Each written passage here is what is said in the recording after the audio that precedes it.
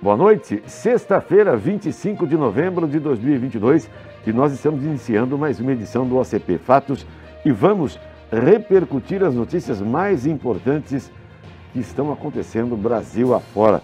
Por exemplo, prefeito de Lajeado do Bugre, no Rio Grande do Sul, foi morto a tiros dentro da prefeitura. Será criada a CPI para investigar abuso de autoridade do Supremo Tribunal Federal e Tribunal Superior Eleitoral. Assinaturas são mais do que suficientes. Prepare o bolso. A ANEEL avisa que a energia elétrica ficará 5,23% mais cara no ano que vem. Polícia Federal faz operação em Hospital de Santa Catarina em investigação sobre suspeita de fraude e desvios de verbas em Araranguá. Professora com medida protetiva foi assassinada por ex-companheiro que é um policial militar. Ex-professor acusado de assédio sexual contra 11 alunos da rede estadual de Santa Catarina foi condenado. Fiquem conosco, essa edição do OCP Fatos já está no ar. OCP Fatos, segunda edição. Oferecimento Ser e Crescer. Apoio Recreativo Dialê, lugar de criança feliz. Olha que notícia mais chocante. O prefeito de Lajeado do Bugre, Roberto Maciel Santos, do PP, foi morto a tiros dentro da Prefeitura Municipal no final da manhã de ontem. A informação foi confirmada pela Brigada Militar. Segundo os policiais, o prefeito e um motorista da Secretaria Municipal de Saúde estavam em uma reunião dentro do gabinete, quando um homem encapuzado entrou no local e atirou diversas vezes contra os dois. O homem teria deixado a prefeitura em um carro. O prefeito morreu no local. O motorista, que não teve identidade divulgada, foi socorrido em estado grave e levado ao Hospital de Caridade de Palmeira das Missões. Foram encontrados cartuchos de uma pistola 9mm. A arma do crime não foi localizada. Buscas foram feitas na região para tentar encontrar o responsável. A Polícia Civil também iniciou as investigações. A Confederação de Municípios manifestou pesar. O corpo do prefeito Roberto Maciel foi sepultado por volta do meio-dia desta sexta-feira no cemitério da Picada Grande, na entrada do município. Ah, meu Deus, matar o sujeito dentro da prefeitura? Rapaz! Olha, e o deputado federal Marcel Van Hatten, do Partido Novo, anunciou ontem que mais de 200 já passaram, assinaram o requerimento para a abertura de uma CPI, uma comissão parlamentar de inquérito, 200 deputados federais, para investigar o suposto abuso de autoridade dos ministros do Supremo Tribunal Federal e do Tribunal Superior Eleitoral. Assim, foi possível apresentar o requerimento já na tarde de ontem à mesa diretora. O número necessário era de 171 assinaturas, mas passou com folga. O documento foi apresentado na tarde de ontem e, conforme o deputado, os signatários do requerimento são de 19 estados, 12 partidos políticos diferentes. Entre as siglas que assinaram estão Republicanos, PL, PP, PSC, Podemos, União, PSD, MDB, Patriotas, Cidadania, PSDB, Amém, do Partido Novo. Na internet, o deputado Van Hatten justificou o pedido de abertura com as últimas ações tomadas pelo Supremo Tribunal Federal e pelo TSE e declarou que o Estado de Direito prevê o equilíbrio entre os três poderes, mas não é o que está sendo aplicado no país, o que está todo mundo vendo, inclusive, né?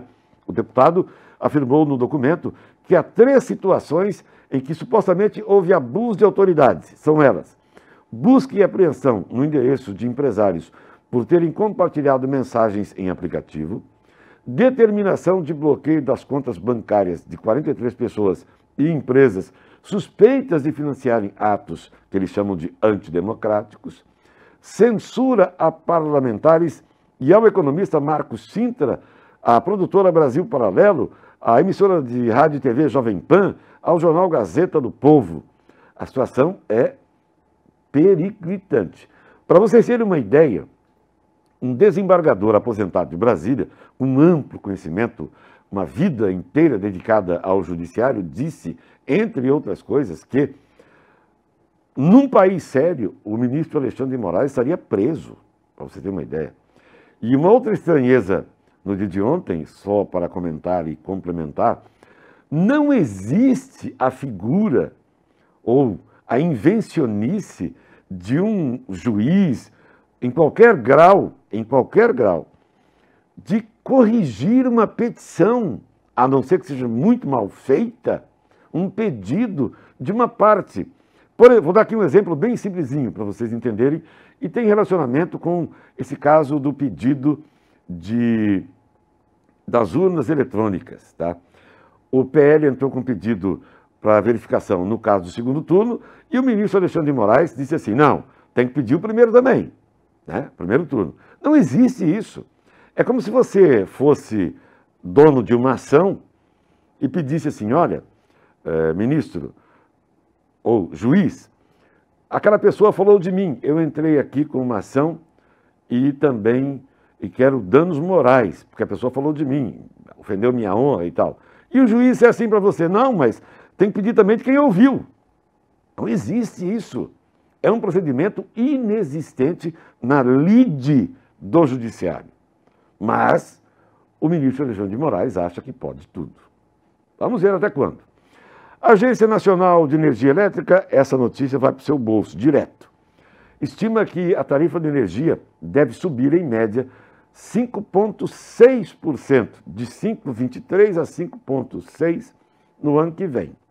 O dado foi apresentado na última quarta-feira ao Grupo de Minas e Energia do Governo de Transição. A projeção da agência é de que no próximo ano 7 distribuidoras tenham reajuste superior a 10%.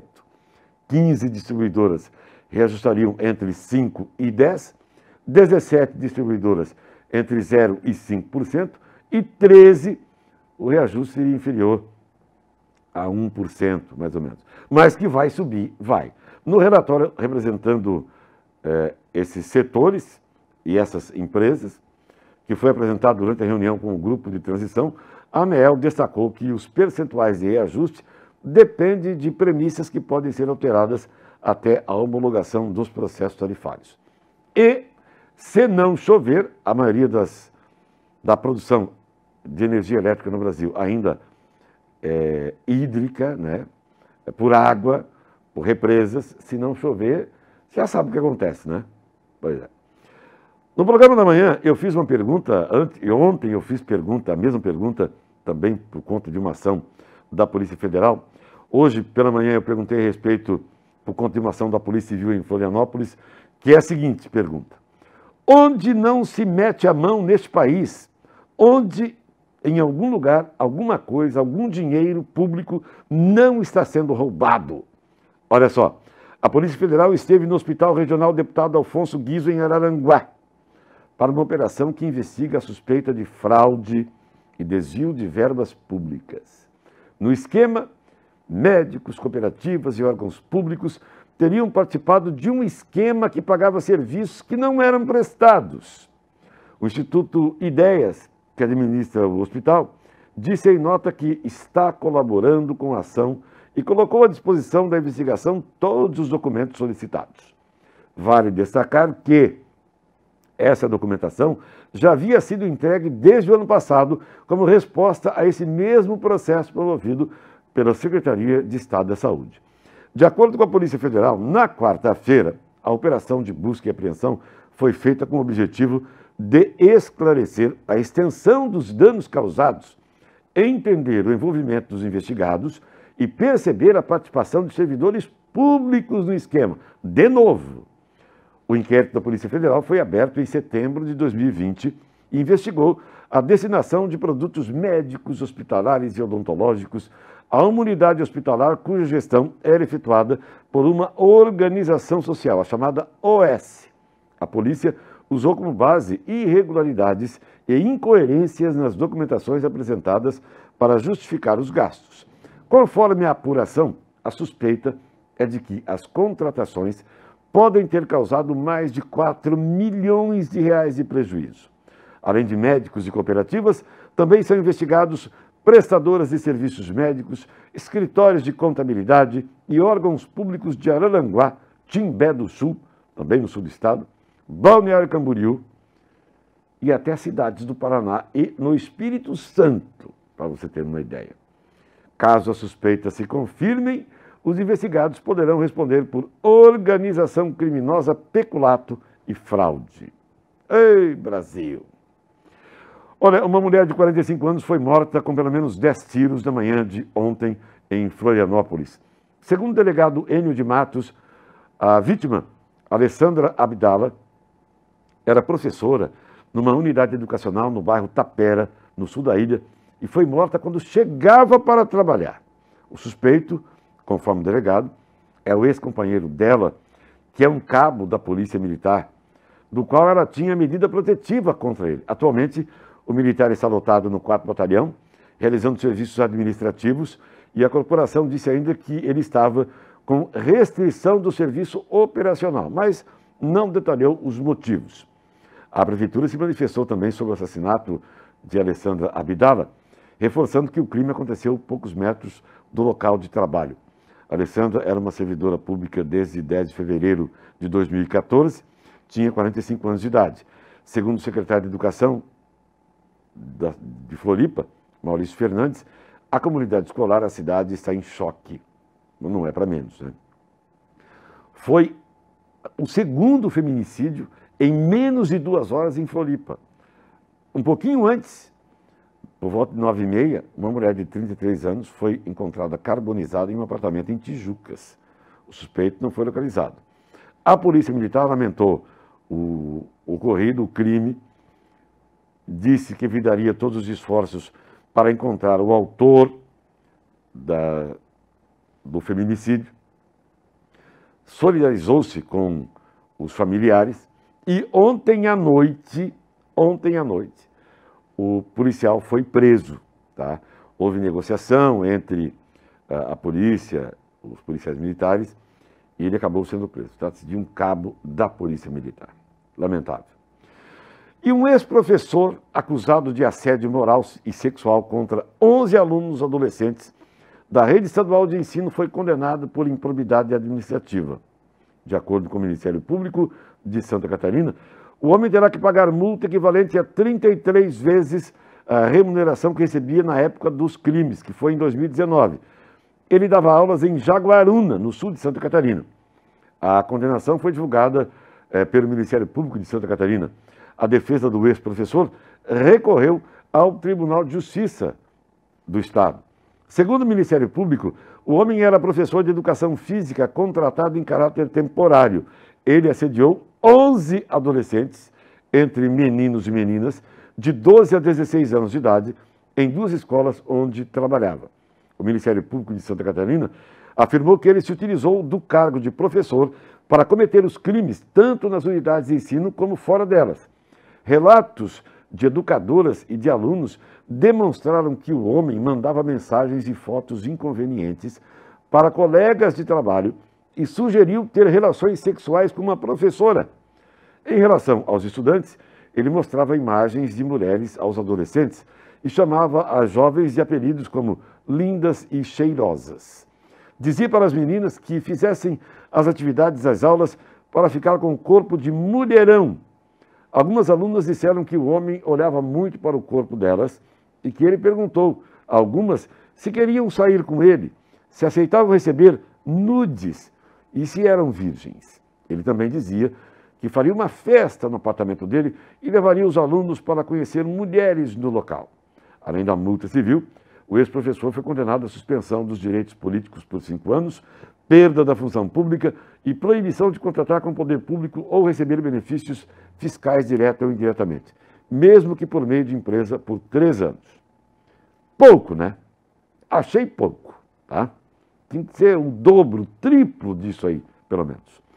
Vamos conferir a previsão do tempo. O que será que muda? Parece que vem mudanças por aí. Direto da Climaterra, vamos saber como fica o tempo no final de semana. Boa noite, Ronaldo Coutinho.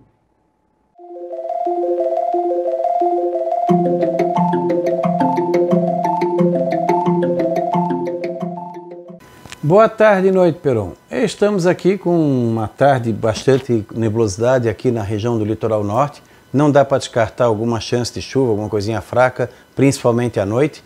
mas vamos dizer assim, é mais nuvens do que propriamente chuva. Grande parte está a tempo bom. A mínima ficou aí na faixa dos 16, 18 e pode chegar a uns 26, 28. Nós estamos aqui, ó, com um sistema de baixa pressão se formando, ou se definindo aqui, ó, em frente ao litoral de São Paulo e Rio de Janeiro. Ele vai estar trazendo umidade, ele vai trazer bastante umidade aqui para a região de Jaraguá do Sul, deixando o tempo bastante instável.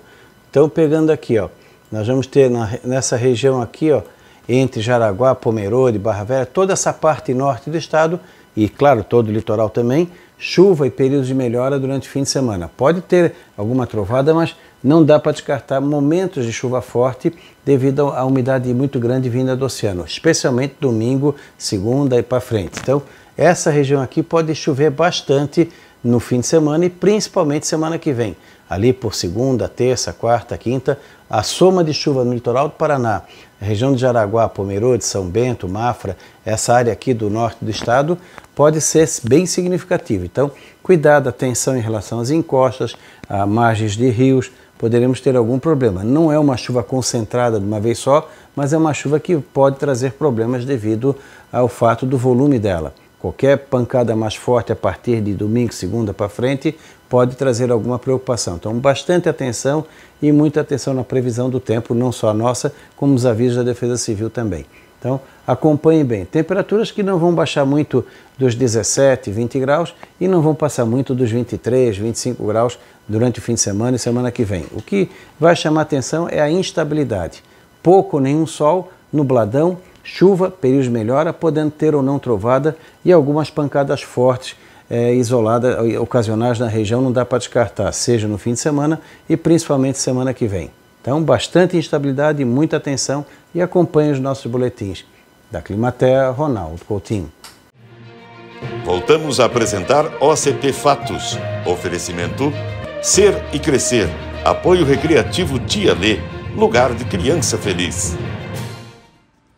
E uma última notícia. A Prefeitura de Corupá, por meio da Secretaria de Saúde, baixou normativa determinando o retorno do uso de máscaras em todas as unidades de saúde do município já desde ontem.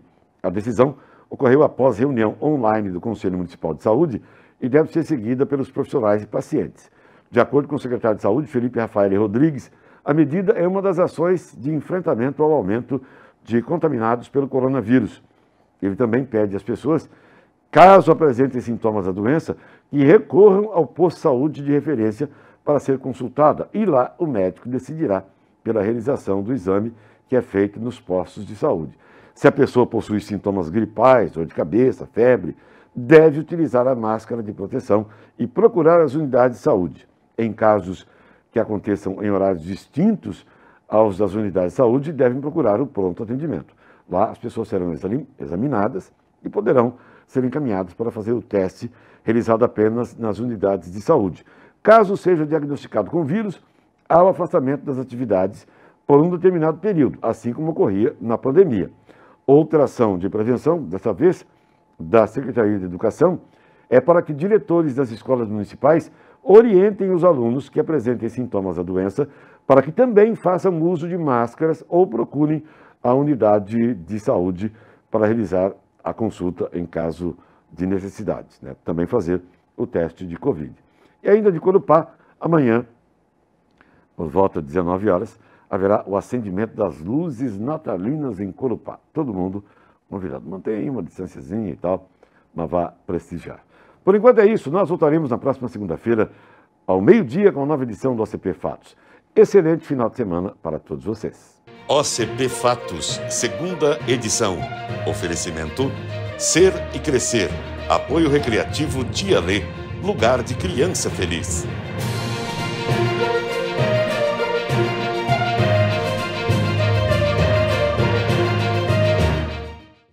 Na sequência, vocês ficam com Sextou Jaraguá, produção da Prefeitura de Jaraguá do Sul, com ações que envolvem a administração pública.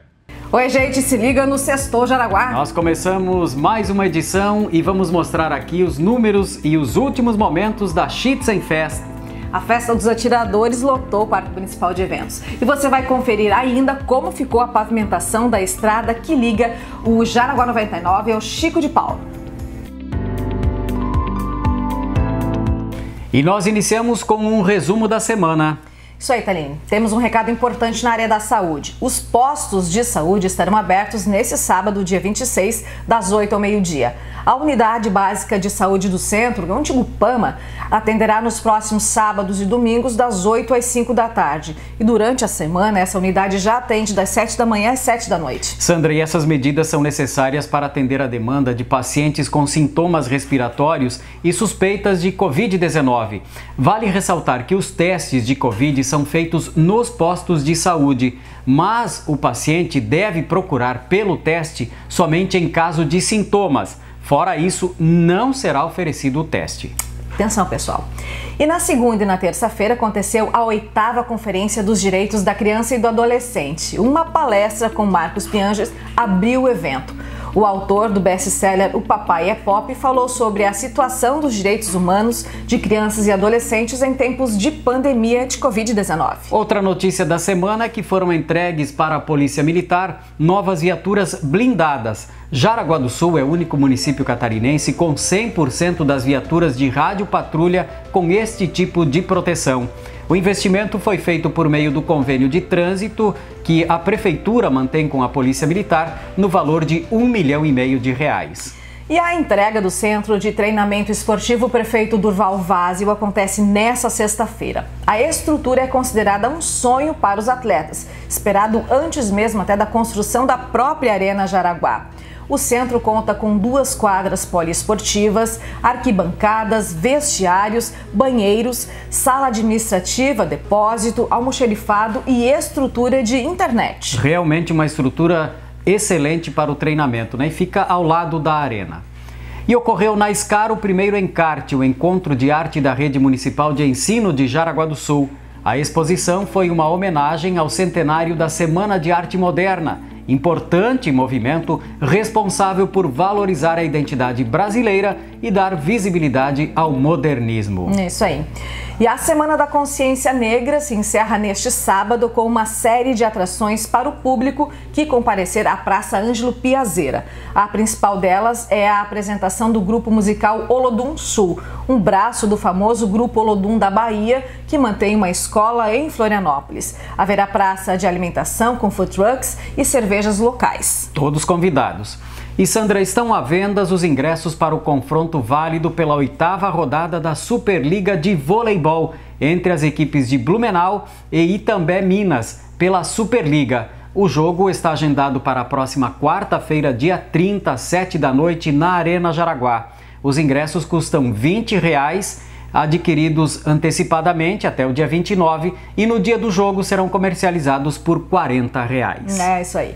E Jaraguá do Sul poderá ter câmeras de reconhecimento facial em locais públicos, como nas proximidades das escolas, parques e outros locais de grande movimentação. Para isso, poderá utilizar recursos da contribuição de serviço de iluminação pública. É o que garantiu um parecer jurídico nessa semana. Sandra, e as obras da nova Ponte da Menegote sobre o rio Itapocu entraram em uma fase importante, a concretagem das longarinas e pré-lajes. As 20 vigas de sustentação também já estão prontas e agora os trabalhos estão concentrados no aumento da resistência desse concreto. A obra está com 50% dos trabalhos já executados e a previsão de entrega é para o primeiro semestre do ano que vem. E já que falamos em obras, Thaline, a estrada Alvino Germano Lens, que liga os bairros Jaraguá 99 e Chico de Paulo, está concluída. A jornalista Clarissa Borba esteve lá no local essa semana e conferiu os detalhes.